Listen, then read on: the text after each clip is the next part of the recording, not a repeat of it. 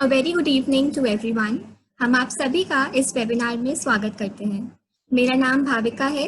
मैं arise impact में Delhi operations की मैनेजर हूँ और आज इस वेबिनार में मॉडरेटर रहूंगी। हम ये इंश्योर करेंगे कि हम सिर्फ इंग्लिश लैंग्वेज का प्रयोग ना करें ताकि आप सभी को प्रोवाइड करी हुई इंफॉर्मेशन एक्सेसिबल बन सके। अगर किसी पार्टिसिपेंट को कोई पर्टिकुलर वर्ड समझने में डिफिकल्टी हो रही हो तो आप हमसे कमेंट सेक्शन में पूछ सकते हैं। आज का वेबिनार हम यूट्यूब, इंस्टाग्राम और फेसबुक के थ्रू भी लाइव ब्रॉडकास्ट कर रहे हैं, इसलिए अगर आप कुछ मिस करते हैं या दोबारा वेबिनार देखना चाहते हैं तो किसी भी टाइम इन प्लेटफॉर्म्स पे रिकॉर्डेड वर्जन्स देख और सुन सकते हैं। इस वेबिनार को हिंड्रेंस फ्री यानी बाधा मुक्त बनाने के लिए स्क्रीन बार को ड्रैग करके इंटरप्रेटर्स के वीडियो को बड़ा कर सकते हैं ताकि आपको आसानी हो।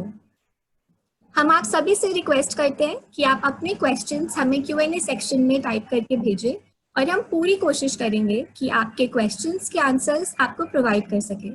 जिन भी पार्टिसिपेंट्स की लो विजन है और जिन्हें टाइप करने में डिफिकल्टी है वो हमें वेबिनार के बाद भी ईमेल या व्हाट्सएप पर क्वेश्चंस भेज सकते हैं। हम डॉक्टर द्वारा प्रोवाइडेड आंसर्स आपसे शेयर करेंगे। आइए अब आगे बढ़ते हैं।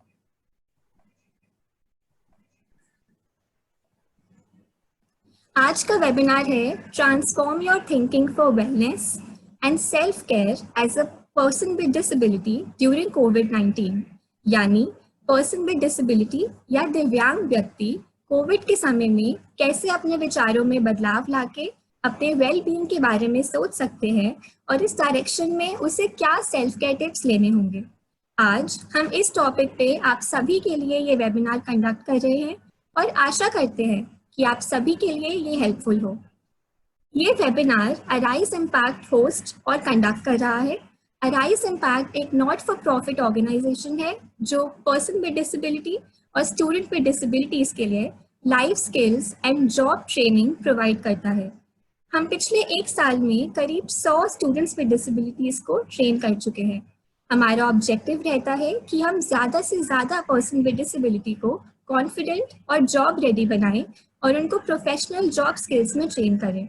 अगर आप भी इन स्किल्स को गेन करने में इंटरेस्टेड हैं तो हमें वेबिनार के बाद ज़रूर कॉन्टैक्ट करें। इस वेबिनार में हमारे कम्युनिटी पार्टनर हैं बिलियन निबल्स। ये एक ऑनलाइन प्लेटफॉर्म है जो PWD के लिए इम्पोर्टेंट इंफॉर्मेशन प्रोवाइड करता है और हमारे दूसरे कोलैबोरेटर और इंटरप्रेटर सपोर्ट प्रोवाइडर है विशेष। ये एक ऐसा प्लेटफॉर्म है जो person with disability specially hearing disabled community के लिए training and assistance material provide करता है। हमारे बीच मिस कंचन और मिस टेंसी हैं जो साइन लैंग्वेज इंटरप्रेटर्स हैं और हियरिंग डिसेबल्ड के लिए इस वेबिनार को एक्सेसिबल बनाने में हमारी हेल्प कर रहे हैं। We welcome and thank you Kanchan and Tency. चलिए अब आज के एक्सपर्ट के बारे में जानते हैं। आज के स्पीकर डॉक्टर गौरव टेका है जो कि एक मेडिकल डॉक्टर, साइकोथेरेपिस्ट और रिग्रेशन स्पेशलिस्ट हैं। Doctor Gaurav traditional and non traditional approaches for mental wellbeing को फॉलो करते हैं जो एक होलिस्टिक यानी समग्र अप्रोच है। डॉक्टर डेका एक TEDx स्पीकर है और इंटरनेशनल यूनिवर्सिटीज में गेस्ट लेक्चर भी रह चुके हैं। टाइम्स ऑफ इंडिया और न्यू इंडियन एक्सप्रेस जैसे मीडिया हाउसेस डॉक्टर गौरव को कई बार इंटरव्यू कर चुके हैं। पिछले 2 सालों में डॉक्टर डेका को कई अवार्ड से सम्मानित भी किया गया। Doctor Gaurav, thank you for joining us today. We are very happy to have you among us. बिना समय लिए मैं आपसे रिक्वेस्ट करती हूँ कि आप पार्टिसिपेंट्स को एड्रेस करें। Thank you. Thank you. Thank you. Hello, dear participants. Namaste. तो हम आज का ये वेबिनार शुरू करते हैं. We'll start and for that we will move on to the next slide. In these times when we are going through such a period, जिस तरह का पीरियड है इस टाइम पे कोविड-19 आइसोलेशन रेस्ट्रिक्शन जितना भी चल रहा है, पैनिक है, स्ट्रेस है, डर है, इन सारे प्रॉब्लम्स के बीच देयर आर 5 इम्पोर्टेंट प्रॉब्लम जो हर एक इंसान को महसूस होता है, लेकिन शायद पर्सन विद डिसेबिलिटी या फिर एक दिव्यांग व्यक्ति के लिए it's all the more important. तो पहला क्या है? पहला है लिमिटेड मोबिलिटी। लिमिटेड मोबिलिटी का मतलब कि हम ये एहसास नहीं कर पा रहे हैं कि हम बाहर जा पाएंगे कि नहीं जा पाएंगे। एक फियर का फीलिंग रहता है जिसकी वजह से your body feels really trapped, आपका बॉडी ट्रैप्ड फील करता है। For people with disability it is all the more important because कहीं भी जाओ there is always a sense of fear, there is always a sense of panic, there is always a sense of कि is there something that is going to happen, क्या कुछ हो जाएगा, and therefore we feel restricted, we don't feel mobile, हम feel नहीं करते mobile. तो पहला प्रॉब्लम वो है। दूसरा है क्योंकि हम मोबाइल फील ही नहीं कर पा रहे हैं, ना ही बाहर जा सकते हैं और ना ही we are able to feel totally free, freedom feel नहीं कर पा रहे, जिसके वजह से loneliness बढ़ता जा रहा है। और जितना ही loneliness बढ़ता जा रहा है उतनी ही sense of belongingness कि मैं इस स्थिति से, इस टाइम से, इस जगह से बिलोंग करता हूँ, वो भी जा रहा है। कारण बिकॉज वी डोंट नो कि क्या ये खत्म होने वाला है, कब खत्म होने वाला है, क्या ये ट्रांजिट वाला पीरियड है, क्या ये ऐसा पीरियड है जहां से हम उभर पाएंगे। So that sense of belongingness कि मैं हाँ इस स्थिति इस समय से बिलोंग करता हूँ, वो नहीं है। इसीलिए जिसके वजह से third problem that we face is isolation, कि अकेलापन का एहसास इतना ज्यादा बढ़ जाता है कि हम कनेक्ट ही नहीं कर पाते किसी भी चीज से, लोगों से, बाहर की दुनिया से, अपने आप से, और तब हम आइसोलेशन फील करते हैं। आइसोलेशन के साथ साथ एक एम्प्टीनेस की भी फीलिंग आती है, एक वॉइड जैसा फीलिंग आता है कि शायद खालीपन है, शायद एम्प्टीनेस है, राइट। और जिसके वजह से उस खाली हिस्से में हमारे चारों ओर जो वॉइड है, जो एम्प्टीनेस है, जितना आइसोलेशन बढ़ता जाता है, इनर नेगेटिव थॉट्स बढ़ते जाते हैं। नेगेटिव थॉट्स का मतलब है कि शायद इसका प्रभाव मेरे एजुकेशन पे होगा, शायद मैं इससे निकल ना पाऊँ, क्या ये कभी भी खत्म होगा, वो डर कि मुझे ही शायद डील करना पड़ रहा है, बाकी के लोग शायद इतना डील नहीं कर रहे हैं। तो इस तरह के बहुत सारे थॉट्स जो कि ऑफ कोर्स हमें हेल्प नहीं करती, पॉजिटिव नहीं होती, इनर नेगेटिव थॉट्स एक ऑटोमेटिक रूप से, एक ऑटोमेटिक तरीके से ब्रेन में बनते रहते हैं, जिसको हम ऑटोमेटिक थॉट्स भी बोलते हैं। उसका एक लूप बनता जाता है, ओके। जिसके वजह से एक टाइम आता है, इतने सारे लूप में ऑटोमेटिक नेगेटिव थॉट्स चलते चलते एक टाइम आता है जहां पे वी फील एब्सोल्युटली होपलेस, कि आशा है नहीं, होप है नहीं, अब क्या करें। So this are the 5 important issues that is observe, जिसको ऑब्जर्व किया गया है, देखा गया है, और जिसको हम आसानी से डील भी कर सकते हैं। There is a way to deal it, that's the most important part, okay. I'll move on to the next slide. पहली बात हमें what is it that we have to remember, इस चीज को, इन पांचों के पांचों प्रॉब्लम को एड्रेस करने के लिए जो पहली चीज हमें याद रखना होगा इज जब भी हम डिस्कनेक्टेड फील करते हैं, आइसोलेशन होता है, या फिर डर आता है, या फिर हम एक जगह पे बंद होके रह जाते हैं, तब क्या होता है, बॉडी और माइंड, एक है मेरा शरीर और एक है मेरा मन, बॉडी और माइंड का जो इंटीग्रेशन होता है, जो कनेक्शन होता है, वो अपने आप टूटने लगता है, जिसको हम डिस्कनेक्शन बोलते हैं, वी कॉल इट डिस्कनेक्शन। क्योंकि बॉडी और माइंड डिस्कनेक्टेड हो जाता है, क्योंकि मैं कनेक्टेड हूं ही नहीं, बिकॉज ऑफ दैट हमारा लेफ्ट और राइट का कोऑर्डिनेशन भी जाने लगता है। कोऑर्डिनेशन का मतलब है कि क्या मैं मूव कर पा रहा हूँ, क्या मैं देख पा रहा हूँ कि मेरे सामने क्या है। अगर ये ग्लास मेरे सामने है तो क्या मैं उसकी तरफ मूव कर पा रहा हूँ। अगर ये फोन मेरे सामने है तो क्या मैं उसकी तरफ मूव कर पा रहा हूँ। तो जो कोऑर्डिनेशन होता है लेफ्ट और राइट बॉडी का, वो धीरे धीरे जाने लगता है, जिसके वजह से हमारी बॉडी की अपनी एक रिदम होती है, अपना ही एक गति होता है। तो वो रिदम भी जाने लगती है बॉडी से कि मैं अगर इस तरफ मूव कर रहा हूं तो बॉडी का दूसरा हिस्सा उस तरफ मूव करना होगा, अगर मैं इस तरफ मूव कर रहा हूं तो दूसरा हिस्सा इस तरफ मूव होना होगा। तो वो जो गति होती है बॉडी की, वो धीरे धीरे जाने लगती है, जिसके वजह से हम डिसएसोशिएट हो जाते हैं अपने आप से कि मेरा कनेक्शन, मेरा एसोसिएशन मेरे अपने बॉडी के साथ जाने लगता है, राइट। और तब क्या होता है कि हम अपने what we do is many times हमारे अपने आप को लेके जो डेफिनेशन होता है कि मैं कौन हूं, मैं क्या हूं, who am I, many times what happens is we let our disability to become the definition of us.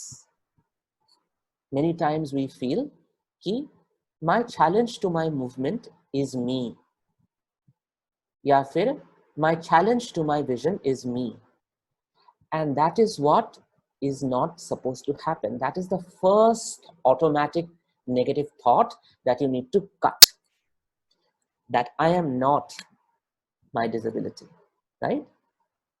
I am not my challenge to my movement. I am not my challenge to my vision. I am not my challenge to any part of my body. Because at the end of the day, that is a part of me. And then there is the rest whole of me. वो एक हिस्सा है, and then there is a whole part. Integration, एकाग्रित ना होने के वजह से we are identifying with that part more and more. लेकिन अगर हम इस तरफ भी देखें तो somehow we will be able to go beyond it. अगर हम इन पांचों पॉइंट्स को, कि मिसिंग क्या हो जाता है, अगर इन पांचों पॉइंट्स को हम देख ले, एक्नॉलेज कर ले, तो then we are able to move to a point of integration. अब इंटीग्रेशन होगा कैसे? Next slide I am going.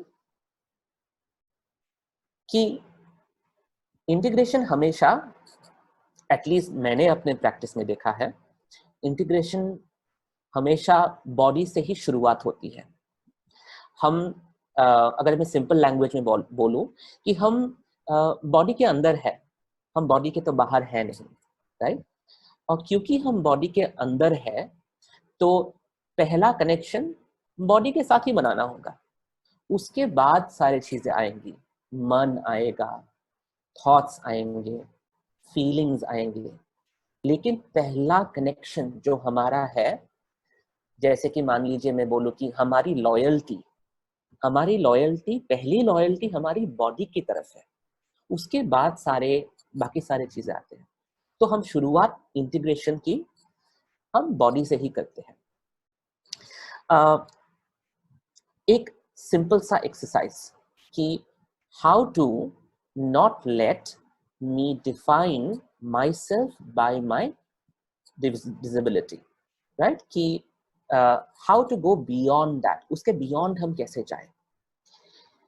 The first and a very easy method is I tell people to simply observe me. I simply tell people to close their eyes, okay? And then next step, I tell people to simply breathe in to the center of their body. A deep long breath and then to the center of the body, jahan bhi aapko mehsoos ho your center is, wherever you feel your center is, आप वहां तक breathe कीजिए। वो रहा second step. Third step कि हम ऊपर से लेके नीचे तक प्रेजेंट फील करते जाएंगे। मतलब मैं लाउडली बोलता जाऊंगा अपने आप को ही कि मैं अपने हेड में हूं, I am in my head. मैं अपने फोरहेड में हूं, I am in my forehead. मैं अपने आंखों में हूं, I am in my eyes. मैं अपने नाक में हूं, I am in my nose. Every time जब मैं बोलता जाऊंगा कि मैं इस हिस्से में, उस हिस्से में, इस हिस्से में हूं, I keep on naming that part. हम नेम क्यों करते हैं? ये जानने के लिए कि मैं बॉडी के हर हिस्से में हूं, मैं बॉडी के अंदर हूं, मैं बॉडी के बाहर नहीं हूं। बॉडी के बाहर होने का मतलब क्या है कि हम पास्ट के बारे में सोचते रहते हैं, कल क्या खाना खाया था, परसों कहाँ जाना है, एक साल पहले क्या हुआ था मेरे साथ। मोस्ट ऑफ द टाइम हम कहीं और रहते हैं और हम बॉडी के साथ हमारी इंटीग्रेशन होती नहीं है। तो when you take a slowly long breath और आप प्रेजेंट फील करते जाते हैं हर एक हिस्से को, पहला पॉइंट ये आता है कि आप उस हिस्से में हो, आप बॉडी के अंदर हो। That's first point, naming the body parts bye breathing in. Okay, becoming aware, आप अवेयर हो।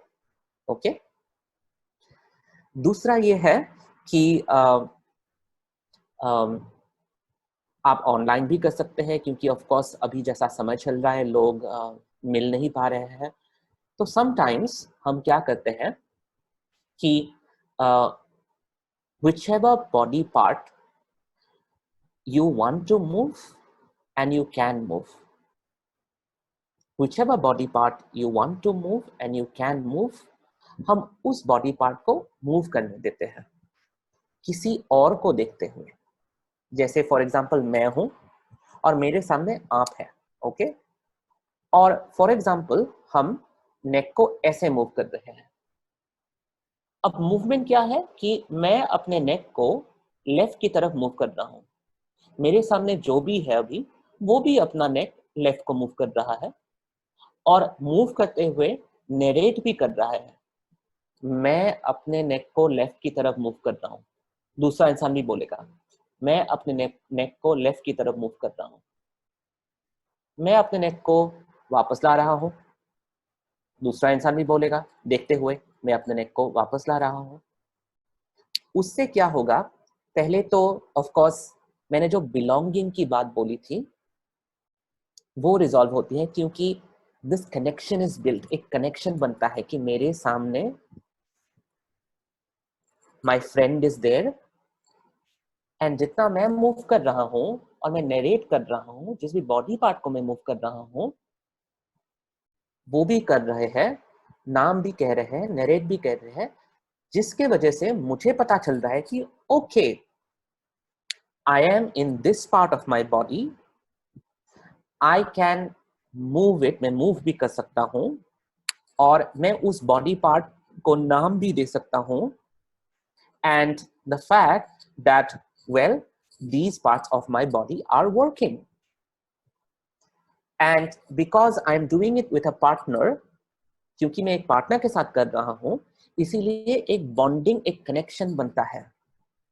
कभी कभार हम जैसे we do a fun activity, शायद लेट्स होप जब कोविड-19 ओवर हो जाए या फिर हम सभी लोग मिल पाए, तो हम क्या करते हैं फन एक्टिविटी के थ्रू से हम बोलते हैं कि आप जाओ और आप उनको बॉडी के किसी भी हिस्से में पोक करो। पोक करने का मतलब जैसे पोक कर दिया, तो जो भी जहां भी किसी ने मुझे पोक किया, we tell them to move that part of the body या फिर name that part of the body. Immediately जब पोक करते हैं और हम नाम बोलते हैं उस बॉडी पार्ट को, शोल्डर, और मूव करते हैं, तो पता चलता है कि ओके,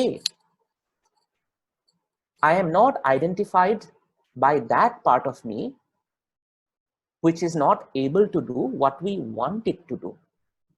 मेरे बॉडी में, मेरे शरीर में इतने सारे हिस्से हैं which I can move, I can name, I can be aware, and I am more than the challenge that I face. I am more than the problem that I face. My body is more than that part which is not able to do things that I want it to do. I am greater than my disability, right? So that is why this touching and moving and naming helps us gain integration back in the body. एक exercise मैं यहाँ पे दे रहा हूँ जो आप शायद homework के तौर पे कर पाए घर पे। कभी कभार हम बोलते हैं कि आप कुछ भी बन जाओ, become a feather, become a rock, become a chair. अगर आप चेयर होते तो आप कैसे मूव करते? ये चौथा पॉइंट है, इमेजिनिंग एंड मूविंग। मान लो कि मैं चेयर हूं तो मैं कैसे मूव करता? मान लो मैं फेदर हूं तो मैं कैसे मूव करता? मान लो कि मैं एक बोतल हूं तो मैं कैसे मूव करता? So when you imagine these things and you tell yourself that, okay, let me try to move as a chair, let me try to move as a bottle, then what happens is you become creative, number one, and you feel that, okay, I don't have to move in a certain way.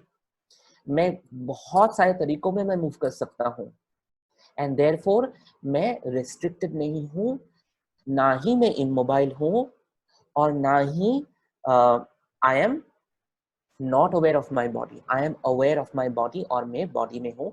मेरी body एकाग्रित है। My body is integrated. Okay, that's the first thing that we need to do in all of this. Now moving on to the next slide.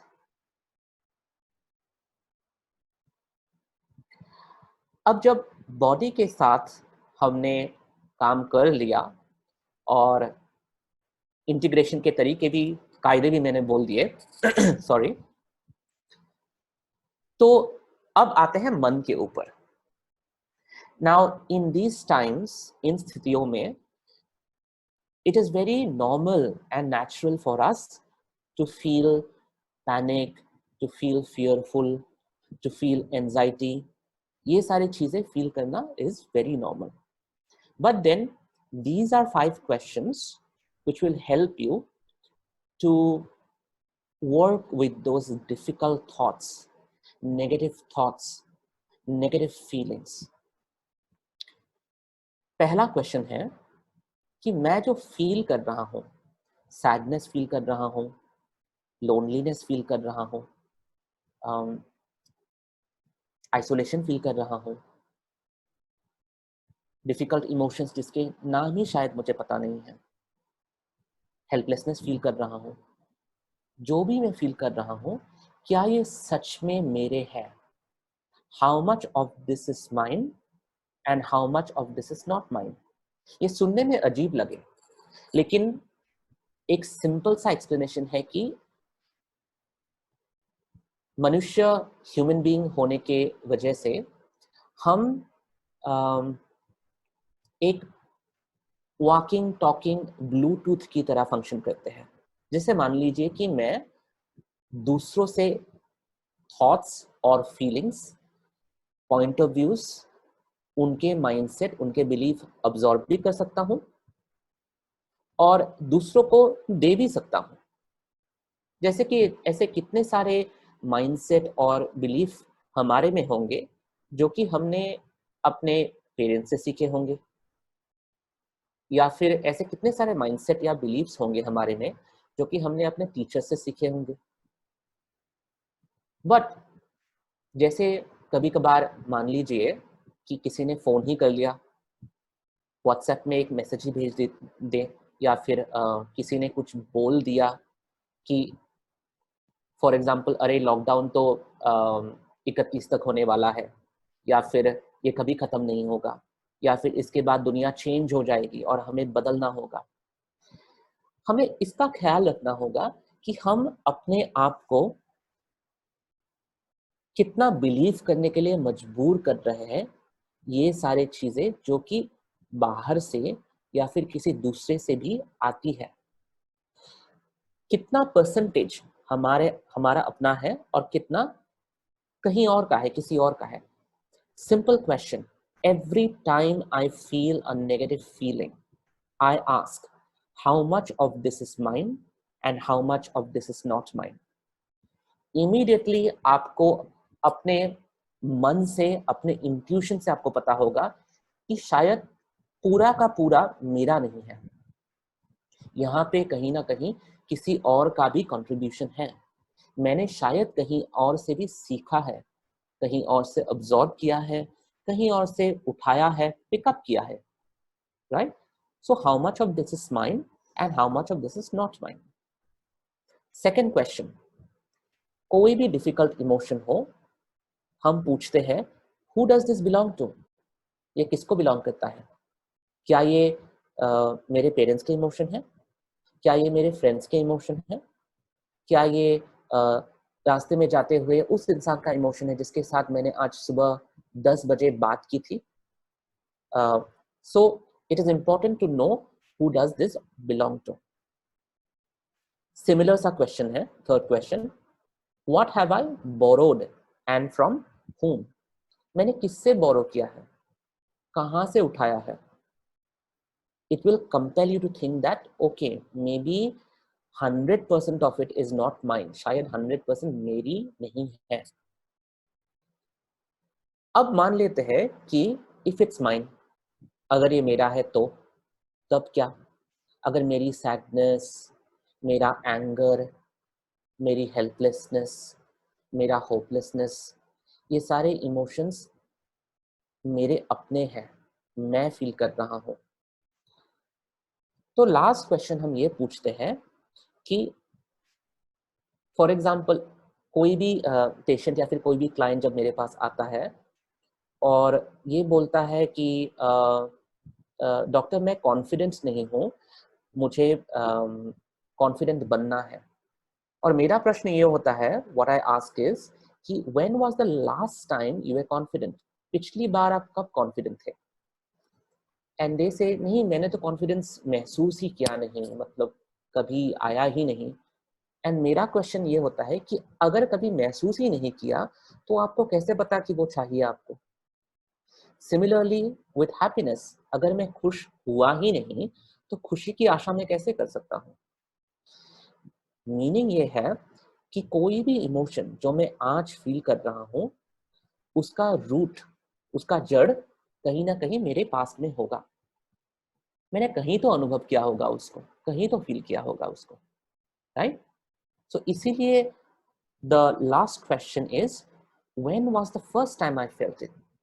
जैसे मैं बोलता हूँ कि आप एक बार के लिए आंखें बंद कीजिए और अपने आप से पूछिए कि जो सैडनेस मैं फील कर रहा हूँ, जो लोनलीनेस में फील कर रहा हूँ, फर्स्ट ऑफ ऑल बॉडी के किस हिस्से में मैं कर रहा हूँ? कई लोग बोलेंगे कि मुझे हार्ट में फीलिंग हो रहा है, कई लोग बोलेंगे कि नहीं मैं तो दिमाग में बहुत सारा स्ट्रेस है, बहुत सारा एंगर है, यहाँ पे फील कर रहा हूँ। कई सारे लोग बोलेंगे कि मेरे शायद शोल्डर में काफी सारे हैवीनेस और रिस्पॉन्सिबिलिटी है जो मैं फील करता हूँ। और मैं ये बोलता हूँ कि उसको फील करते हुए महसूस कीजिए कि पहली बार कहाँ फील किया होगा। और सडनली लोगों को एहसास होता है कि ओ, मे बी मैं 12 साल का था, मे बी मैं 15 साल का था जब मेरे स्कूल में मेरे टीचर ने मुझे ऐसे बोल दिया था, या फिर मैं 7 साल का था जब मेरी माँ ने मुझे शायद, मैं एग्जांपल दे रहा हूँ, शायद मेरे भाई के साथ या बहन के साथ कंपेयर किया था तो मुझे बहुत दुख हुआ था। तब मैं क्या बोलता हूँ कि अब महसूस कीजिए कि आज का जो इंसान है, आज का जो व्यक्ति है, अगर मैं 40 साल का हूँ आज, और अगर मुझे 15 साल, 8 साल का जो एक्सपीरियंस है, इवेंट है, वो सामने आ रहा है, तो उस 8 साल के बच्चे को, 15 साल के इंसान को, या फिर 21 साल के इंसान को आज का एडल्ट क्या बोलना चाहेगा? तो कई सारे लोग बोलते हैं कि मैं ये बोलना चाहूँगा कि मैं हूं तुम्हारे लिए, आई केयर फॉर यू, जो भी हुआ था इट्स ओवर, अब तुम मेरे साथ सेफ हो। अब इसका मीनिंग ये है कि मैं जस्ट स्लाइड चेंज कर रहा हूं, इसका मीनिंग ये है कि जैसे हम एक एडल्ट होते हैं, आज का जो इंसान है वो कल के चाइल्ड को या फिर यंगर वर्जन को मैं अपने ही छोटे या फिर यंगर पार्ट के साथ एक कनेक्शन बना रहा हूं। इस छोटे यंगर पार्ट को हम इनर चाइल्ड बोलते हैं। यहाँ पे चाइल्ड का मतलब सिर्फ बच्चा है नहीं है। चाइल्ड का मतलब कि अगर मैं 40 साल का हूँ तो मेरा जो 35 इयर्स वाला पार्ट है या फिर 32 साल वाला पार्ट है या फिर 28 साल वाला पार्ट है, और वहाँ पे कोई एक्सपीरियंस है जहाँ से मैं ये सारे इमोशंस कैरी कर रहा हूँ, तो उस पार्ट को हम इनर चाइल्ड बोलते हैं, मेरे से छोटा। जैसे मेरा नाम डॉक्टर गौरव है और मैं कल 20 तारीख है, तो 19 तारीख का गौरव 20 तारीख के गौरव का इनर चाइल्ड बन जाएगा। तो हमारे सबके अंदर इनर चाइल्ड बहुत सारे होते हैं, जहाँ पे शायद कई सारे ट्रॉमास, इवेंट्स या फिर एक्सपीरियंसेस छुपे हुए होते हैं। और इन सारे इमोशंस को रिजॉल्व करने के लिए हम सभी को एक मोमेंट लेना चाहिए, और we should not only close our eyes and be in our body, but also ask ourselves कि मैं जितने भी इमोशंस, फीलिंग्स, स्ट्रेस फील कर रहा हूँ, क्या ये आज के टाइम का है? क्या ये मैंने पहले फील किया होगा? अगर किया है तो कहाँ किया होगा? और अगर वहाँ मैं जा पाऊँ तो मेरे ही अपने उस हिस्से को एकाग्रित करने के लिए मैं क्या कह सकता हूँ? कभी कभार हम ये भी बोलते हैं कि आप हो सके तो अपने उस छोटे से अंश को एक चिट्ठी ही लिख दो। कभी कभार हम बोलते हैं कि अपना वॉइस अगर रिकॉर्ड कर सको तो रिकॉर्ड करके बोलो जो बोलना चाहते हो। कभी कभार ये बोलते हैं कि ओके, चिट्ठी भी नहीं लिखना है, वॉइस भी रिकॉर्ड नहीं करना है। मान लो कि तुम एक चेयर में बैठे हुए हो और एक चेयर सामने है। उस चेयर में अपने इनर चाइल्ड को महसूस करो, इमेजिन करो, और बोलो जो भी बोलना है। जब भी हम अपने ही इनर चाइल्ड को बोलते हैं कि तुम सेफ हो, जो भी हुआ था उस टाइम पे वो ओवर है, वो खत्म हो गया है।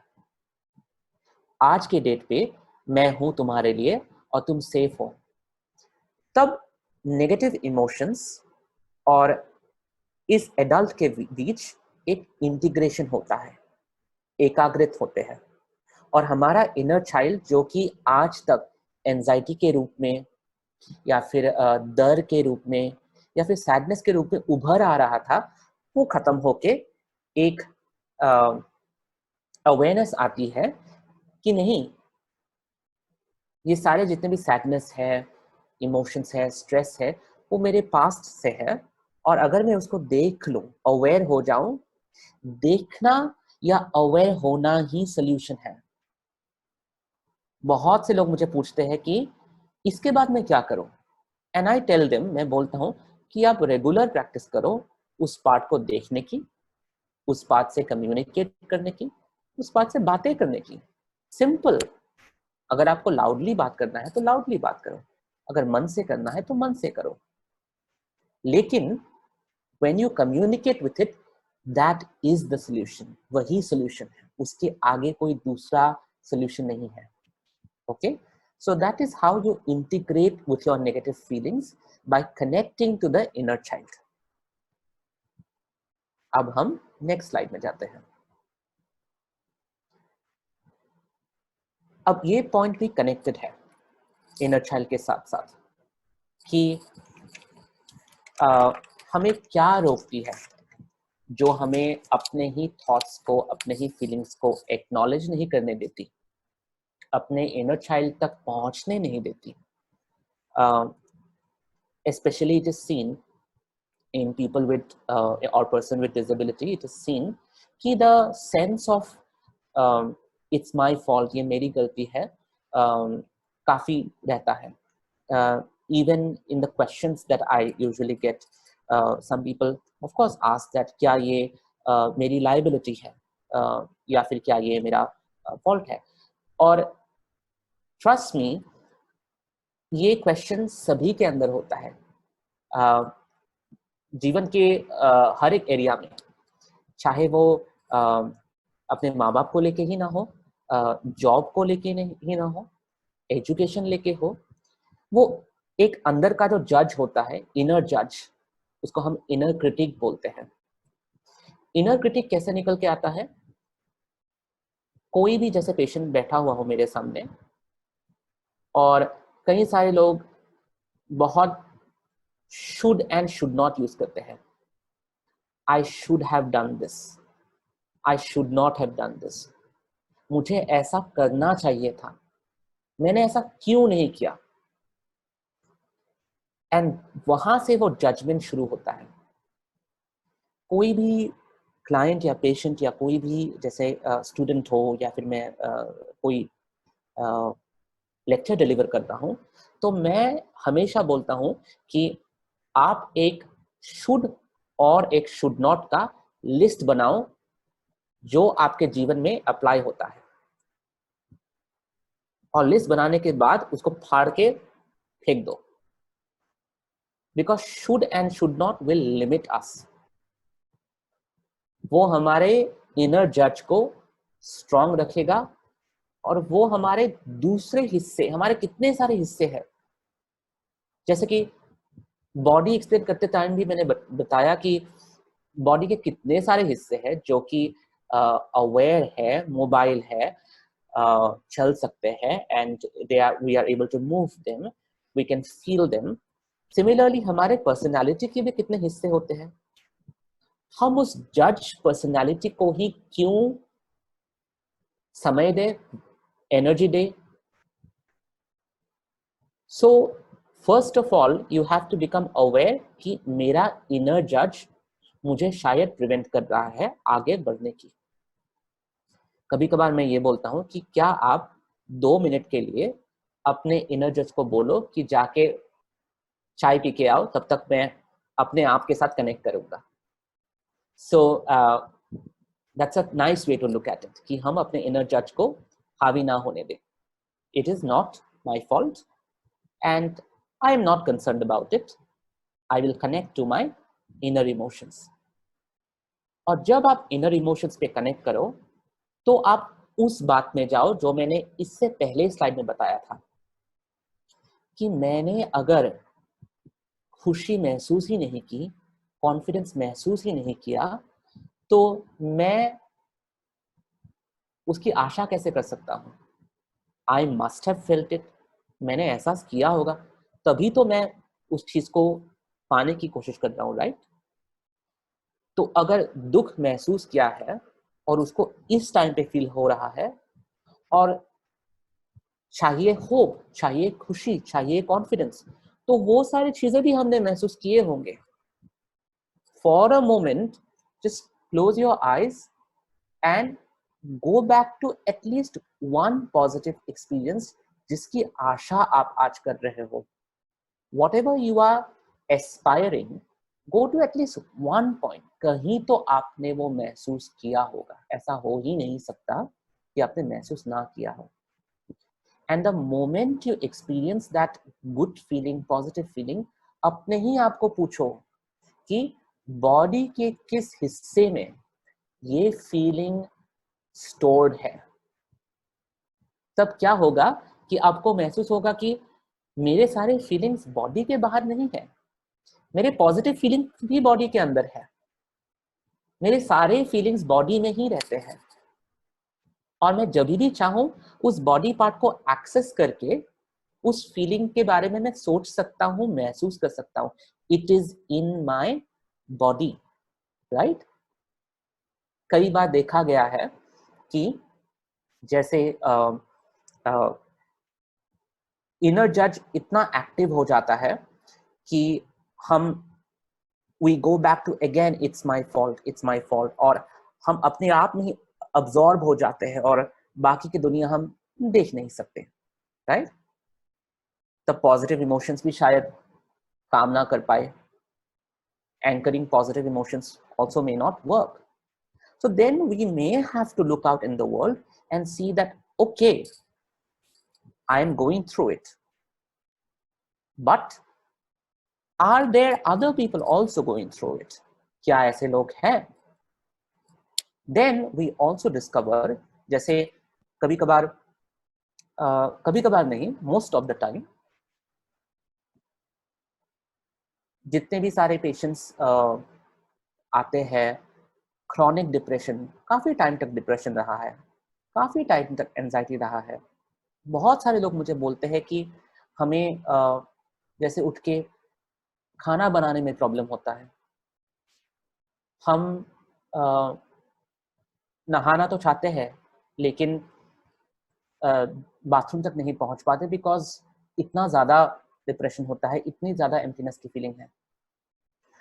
तो तब मैं सोचता हूँ, मेरा जो पर्सपेक्टिव है, मैं सोचता हूँ कि okay, they are also going through a form of difficulty and disability, and if I bring the two together, physical और मेंटल लेवल पे दोनों कहीं ना कहीं जाके इक्वल है.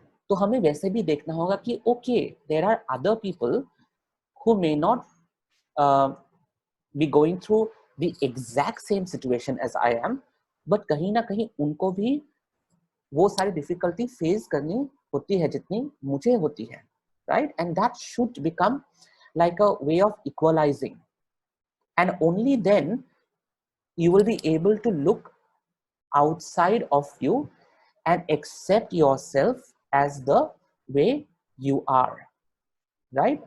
और ये सारी चीजें करने के बाद, बॉडी का इंटीग्रेशन, अवेयरनेस लाने के बाद, इनर चाइल्ड से कनेक्ट करने के बाद, इनर जज को चुप करने के बाद,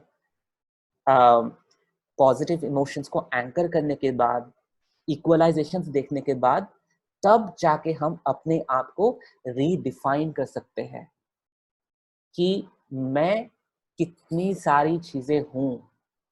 अब तक I was limiting myself to one part और उसी से आइडेंटिफाई करके देख रहा था, लेकिन एक्चुअली आई एम अनलिमिटेड और इतने सारे एवेन्यूज हैं मेरे पास.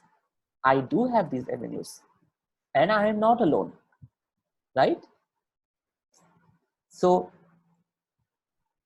Moving on to the next slide.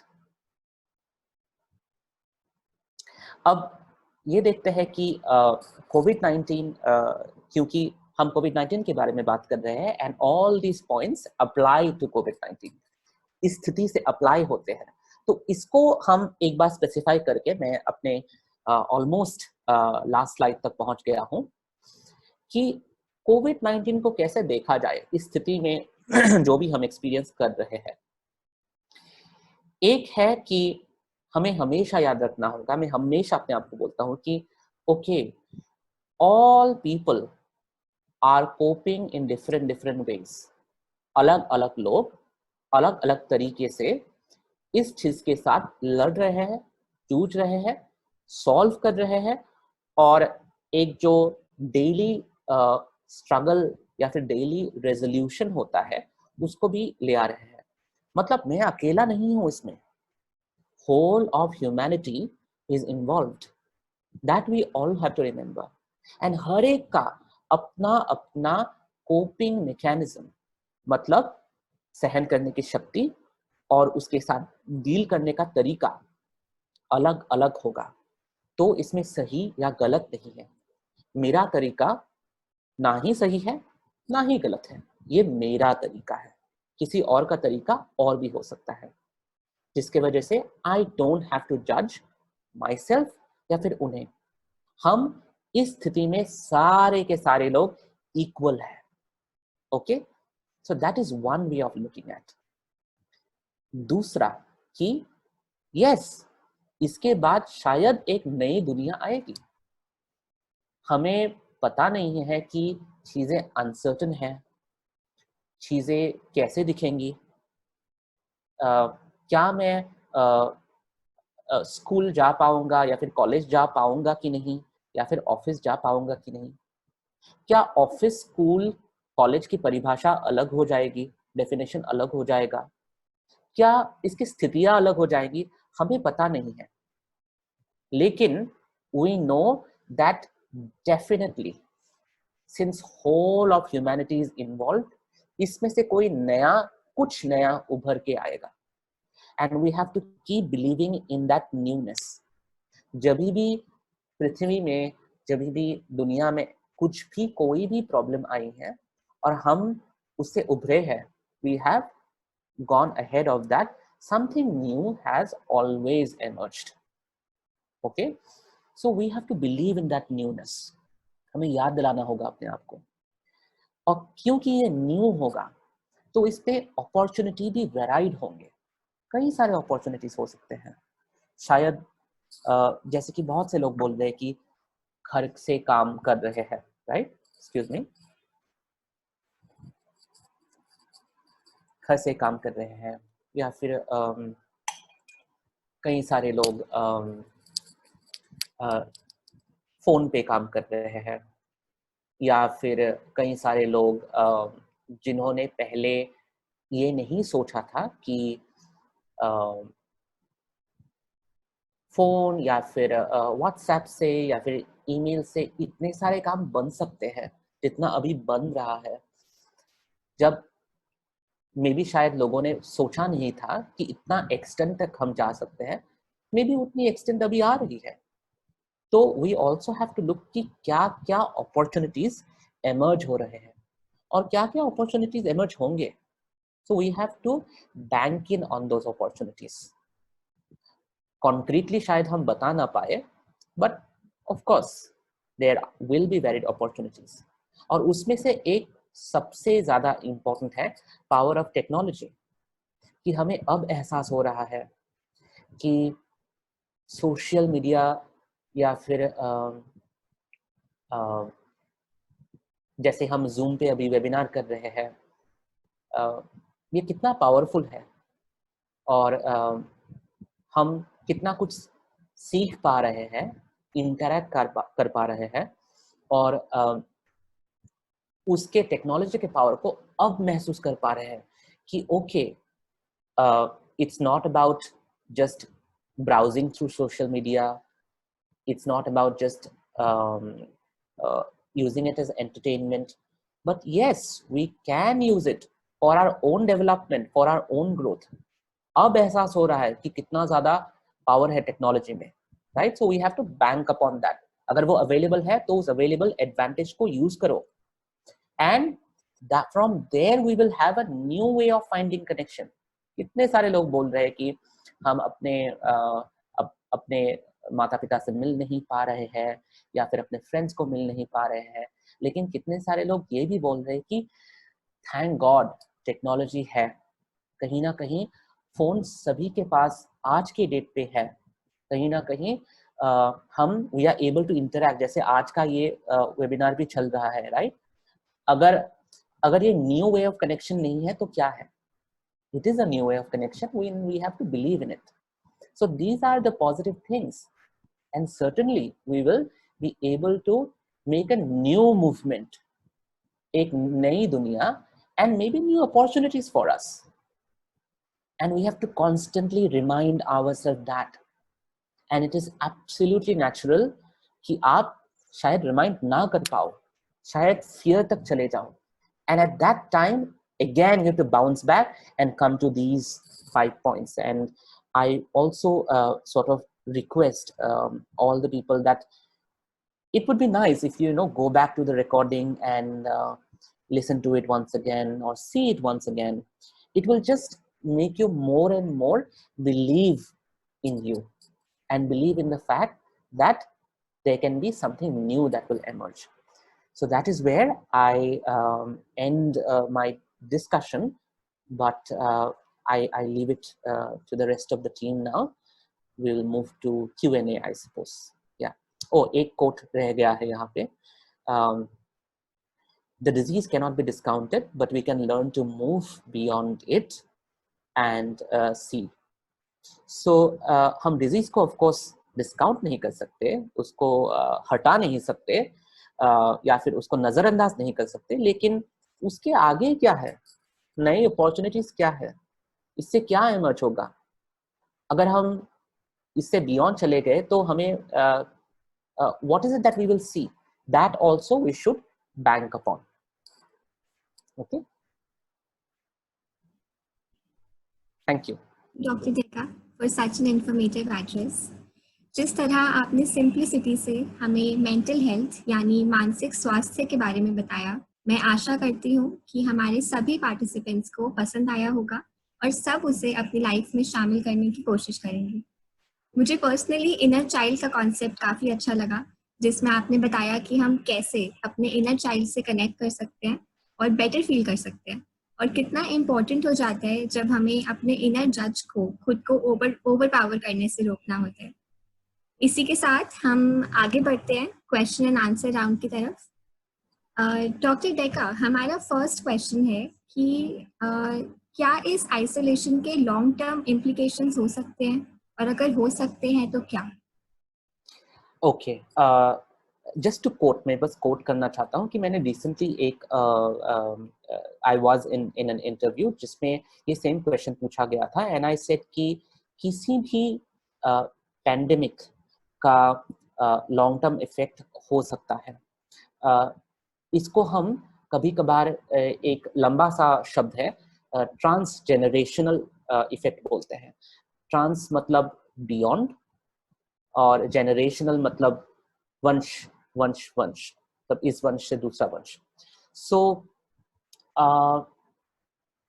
क्योंकि कनेक्शन की परिभाषा चेंज हो रही है, बहुत से लोग फियर और पैनिक में जी रहे हैं. People are also probably going through जैसे कि मैंने बताया restriction. तो ये सारे चीजें हमारे कलेक्टिव कॉन्शियसनेस में, कलेक्टिव ग्रुप में हम सभी को फील हो रहा है, और कहीं ना कहीं एक वेव की तरह फ्यूचर जनरेशन तक भी पहुंचेगी. तो यस, लॉन्ग टर्म इफेक्ट्स हम एक्सपेक्ट कर सकते हैं, लेकिन if we take a moment to connect to ourselves and as a collective we believe कि इससे नया emerge हो सकता है. और जैसे कि मैंने simple points जो बताए, अगर हम सब उसको apply करें एक साथ, we will be able to overcome it. Thank you doctor. हमारा सेकंड क्वेश्चन एक टीचर की तरफ से है. तो है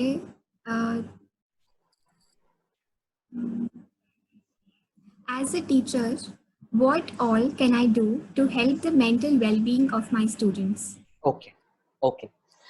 I think सबसे ज़्यादा जो हम नज़रअंदाज करते हैं is the power of our breath. जो breathing है हमारी, the first thing that we don't look at is breathing, and the second thing that we don't look at is the fact that कि मैं, जैसे कि मैंने बताया कि body के अंदर, if it is on a collective basis made a requirement that we have to daily breathe in inside to our stomach and to our body and naming those body parts, you can at least ensure कि आपका हर एक student body के अंदर है, they are not outside of you, right? Second thing, आप ये belief instil कर सकते हैं कि कोई भी सिचुएशन एंडलेस नहीं होता. एक एग्जांपल देने के लिए कि कोई भी जो सैडनेस लेके आता है या फिर एंजाइटी लेके आते हैं या फिर कहीं ना कहीं उनका रिलेशनशिप अगर कुछ खराब चल रहा है, तो मैं यही कहता हूं कि आपको कहीं ना कहीं तो बाउंड्री रखनी होगी और बोलना होगा कि ये हमेशा नहीं चलने वाला, इसका एक एंड होगा. तो as a teacher it is important because your student believes so much in you. You have to instill the belief in your students that there is an ending to it. ये situation हमेशा नहीं होने वाला. There is a line of separation. दूसरा वो है. तीसरा है कि आई बिलीव दैट मैं फिजिकलिटी में बहुत विश्वास रखता हूँ, तो मैं हमेशा बोलता हूँ कि मेंटल हेल्थ के लिए हमें बार बार बॉडी में वापस जाना होगा. तो simple things like doing little bit of exercise or yoga, if we incorporate that in our regular routine, I feel that a lot of our integration will happen at the body level. और जितना ही मैं body से connected हूँ उतना ही मैं अंदर हूँ और मैं फियर में नहीं हूँ, बाहर नहीं हूँ. सो आई वुड से दैट. हमें एक पार्टिसिपेंट सूरज प्रकाश जी से एक क्वेश्चन आया है. To increase mental resilience against recurrent disasters for people who live in such areas.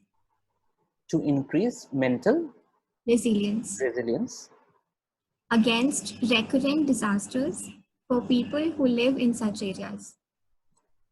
Okay, so by such areas, I don't know what exactly it means, but yes, to increase mental resilience.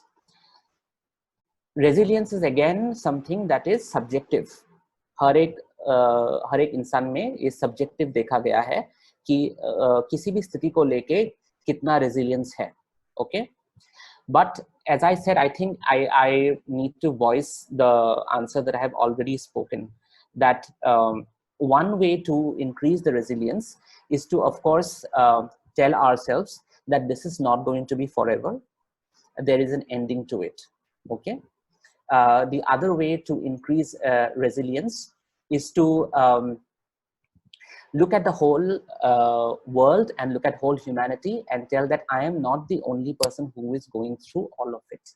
मैं अकेला नहीं हूँ इसमें.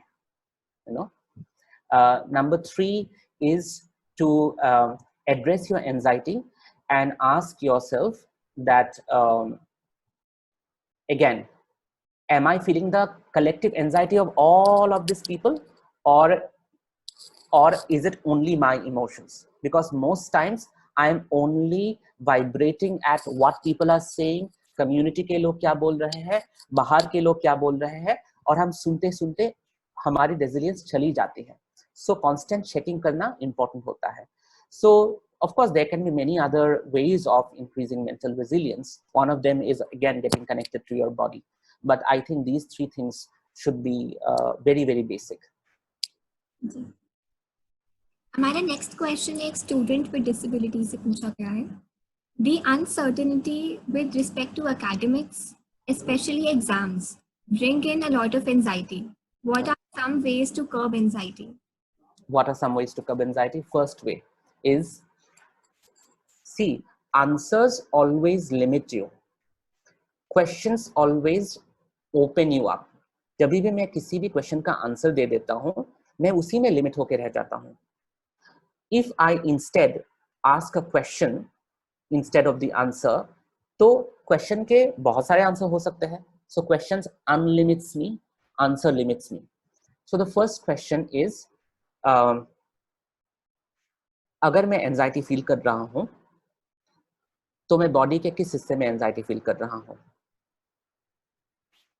First question. Second, इस anxiety का अगर कोई colour होता तो क्या होता? थर्ड, इस एंजाइटी का कोई शेप होता तो क्या होता? अगर ये एंजाइटी बोल पाती तो क्या बोलती? फोर्थ, अगर इस एंजाइटी को मैं अपने सामने रख के बातें कर सकता तो मैं इस एंजाइटी को क्या बोलता? लास्ट, इस एंजाइटी का अगर कोई बेनिफिट होता तो क्या बेनिफिट होता? And again one last is, इस एंजाइटी को अगर मैं जाने दूं, if I let go of it, what is the worst thing that can happen to me?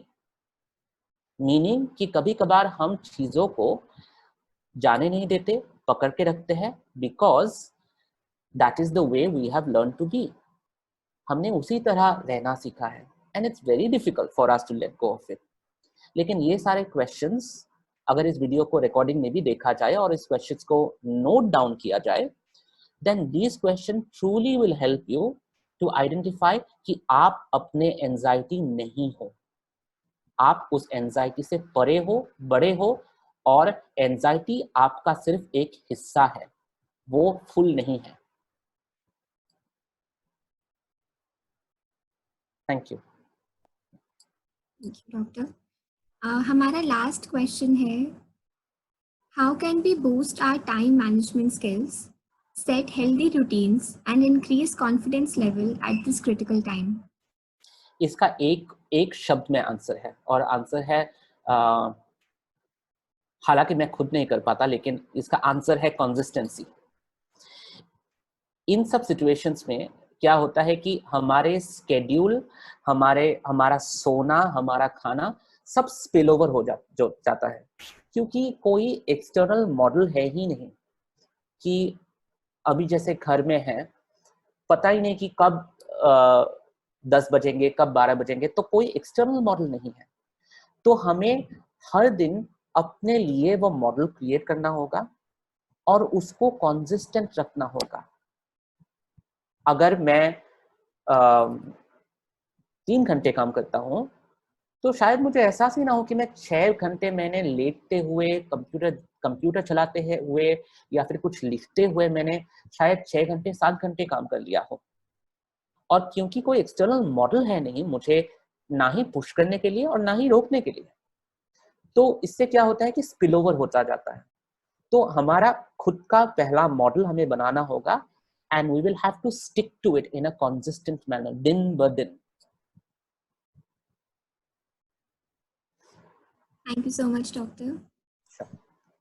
अगर पार्टिसिपेंट्स के पास और क्वेश्चंस हैं तो आप हमें contact@ariseimpact.org पे भेज सकते हैं और हम आपको डॉक्टर डेका के द्वारा प्रोवाइडेड आंसर्स शेयर करेंगे. इसके अलावा अगर आपको कभी तनावग्रस्त या चिंतित फील हो तो आप इन हेल्पलाइन नंबर्स पे कॉल या मैसेज कर सकते हैं. ये हेल्पलाइन नंबर्स विशेष ने प्रोवाइड किए हैं और उनके वॉलंटियर्स आपकी हेल्प करने के लिए सुबह 10 बजे से शाम 6 बजे तक अवेलेबल रहेंगे. स्क्रीन पे आप 4 नंबर्स देख सकते हैं, उनमें से एक नंबर मैं आपके लिए पढ़ने वाली हूँ, 9884439221.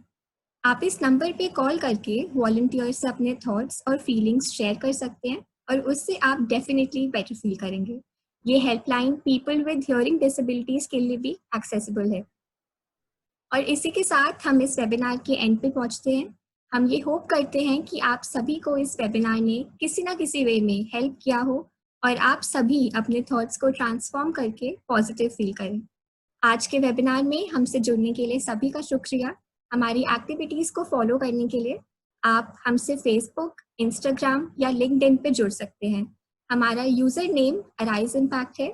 अगर आप हमारे कॉज के लिए डोनेट करना चाहते हैं तो contact@ariseimpact.org पे हमें मेल कर सकते हैं और हमारा एक मेंबर आपसे जल्दी कनेक्ट करेगा. आपकी डोनेशन स्टूडेंट्स विद डिसेबिलिटीज़ के लिए सहायता करेगी, जिससे कि हम महत्वपूर्ण शिक्षा और ट्रेनिंग और ज़्यादा स्टूडेंट्स विद डिसेबिलिटीज़ तक पहुंचाने में सक्सेसफुल होंगे. We hope you all stay safe indoors and take necessary precautions when outdoors. Just remember, this shall pass too. ये मुश्किल वक्त जल्द गुजर जाएगा. Till then, take good care of yourselves, everyone. Thank you for joining us. Stay positive, stay healthy. Thank you, doctor. Thank you, Kanchi. Thank you, Tinsi. Thank you all.